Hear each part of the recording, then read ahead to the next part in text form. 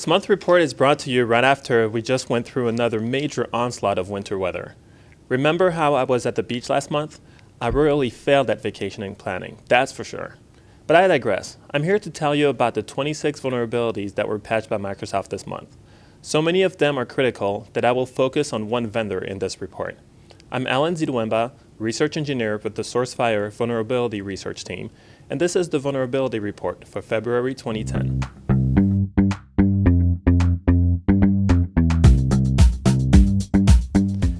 Microsoft released 13 patches to address 26 vulnerabilities discovered in Windows and the Microsoft Office suite.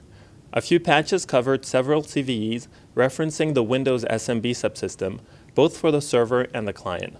These vulnerabilities include some classic buffer overflows, race conditions on both the server and the client, and a weakness in the NTLM authentication token generation code. Be sure to patch both sides of this service as they're omnipresent in essentially all Windows networks. PowerPoint had a number of CVEs this month under the bulletin MS10-004. These bugs, which allow for remote code execution, will likely be exploited in the next few days. It's worth noting that PowerPoint Viewer 2003 is affected by these vulnerabilities, but Microsoft would not be patching it because it's past its support cycle. There are 4 critical vulnerabilities in the Windows TCP IP stack that only affect Windows Vista and Windows Server 2008.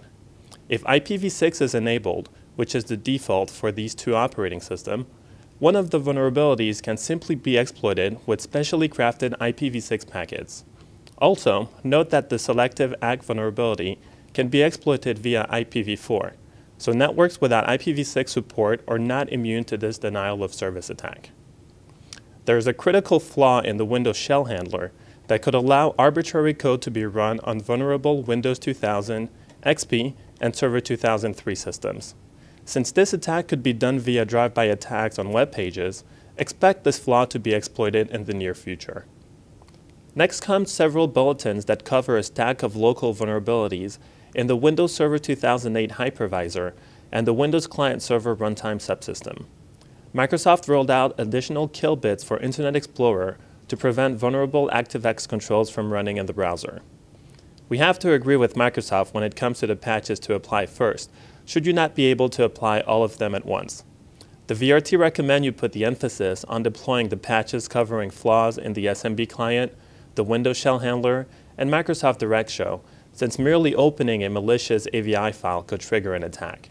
Of course, don't forget to deploy the patch with ActiveX killbits. One bug with a known exploit is an MS10-015, which uses a 17-year-old local privilege escalation that was just recently publicly disclosed. Exploitation is difficult, but the techniques used are very hot, unlike the snow tundra behind me.